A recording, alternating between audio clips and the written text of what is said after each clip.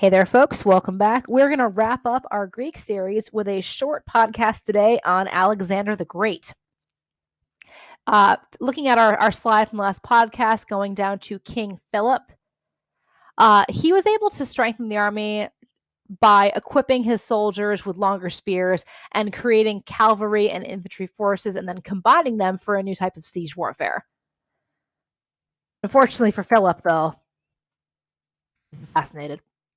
And under King Philip, as you can see, this is where we start in Macedonia, and he's going to expand dependent territories all the way out to here. That's pretty impressive. At his death in 336 BCE, this is what we've got. I want you to keep this in mind. We're looking at this. Alexander the Great. Not only this, but this. Check that out, guys. Woohoo! All right, so Philip's son and heir, Alexander, takes the throne after Philip is assassinated. And Alexander defeats the Persians a short 5 years later in 331 BCE. And he takes over the Persian administration, and he actually adopts quite a bit when it comes to the Persian Empire with ruling and traditions. So he calls himself a defender of the Achaemenian traditions. He adopts them, and doing this, the people in Persia actually accept Alexander because he's adopting quite a bit of their rule. He ends up marrying a Persian princess. Now, keep in mind, he's already married. I think he ends up having 3 wives at one point.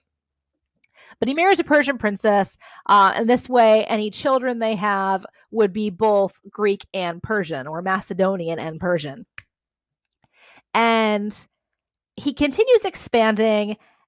He calls himself the King of Kings, but unfortunately, as he's setting up this great empire and this wonderful legacy, he's a young man. Let's keep that in mind, guys.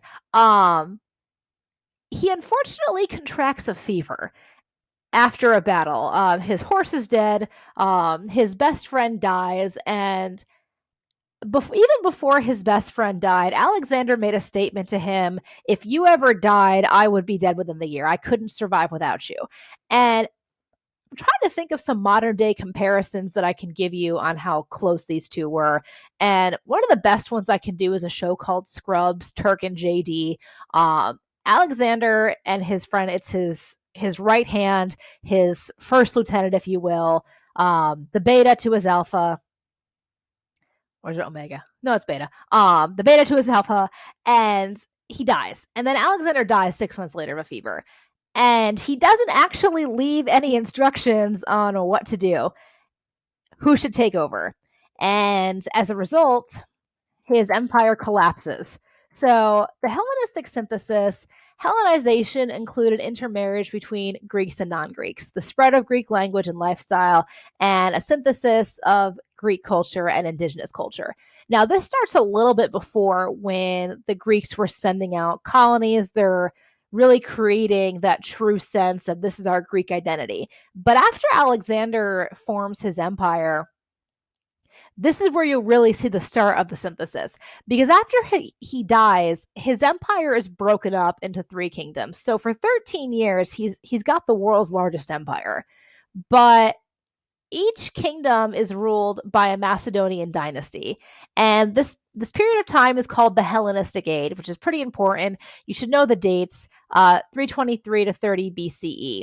And the Antigonids ruled Macedonia and the adjacent parts of Greece. So pretty much what was Philip's kingdom, this family is now ruling.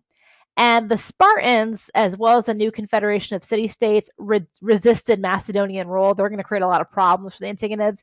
Athens remains neutral. They don't want to get involved.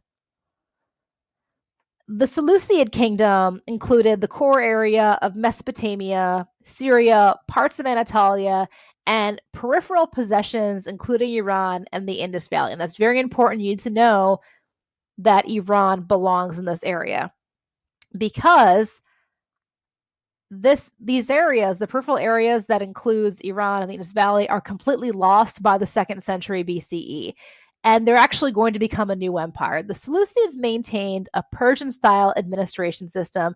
They continue Alexander's policy of establishing new Greek-style cities, but the Parthians, previously a territory under the Seleucids, begin their own empire, and they rule for a very short period of time in the Persian fashion. Again, calling themselves the King of Kings. They maintain trade with Greece and Asia, but they will meet their downfall. As you can see, compared to Alexander's empire, compared to empires we looked at before, they're not that big and they're certainly short lived. But we will talk about that later when we dive into the Sasanian Empire. All right, the Hellenistic synthesis continuing. Perhaps the most important part of this synthesis is the Ptolemaic dynasty. The Ptolemies ruled Egypt and sometimes Palestine, and they took over the highly centralized and well-controlled Egyptian administration. So the Ptolemies are ruling Egypt. They are the last dynasty that will rule Egypt. And the Ptolemies made Alexandria, named after Alexander, of course, their capital and actively encouraged Greek immigration. The Ptolemies did not build Greek style cities, and the lifestyle and language of the majority of the Egyptian population didn't change. But native Egyptians really resented Greek rule, and uprisings were increasingly common from the 2nd century on. And part of the reason why the ancient Egyptians really resented, or I guess you call them classical Egyptians if you want, but why they really resented rule of the Ptolemies is the Ptolemies made it very, very clear, we're Greek, you're Egyptian. Because not a single ruler of the Ptolemaic dynasty actually spoke Egyptian except the last pharaoh. You probably know her. She goes by Cleopatra. Cleopatra spoke 7 languages, and Egyptian was one of them. She spoke Greek, Latin, Hebrew, and a couple of local dialects of her people. She made it a point to learn the language and to learn the customs in case she ever ended up ruling as pharaoh, which she did. She was also the 3rd daughter of the last male ruler of the Ptolemy family.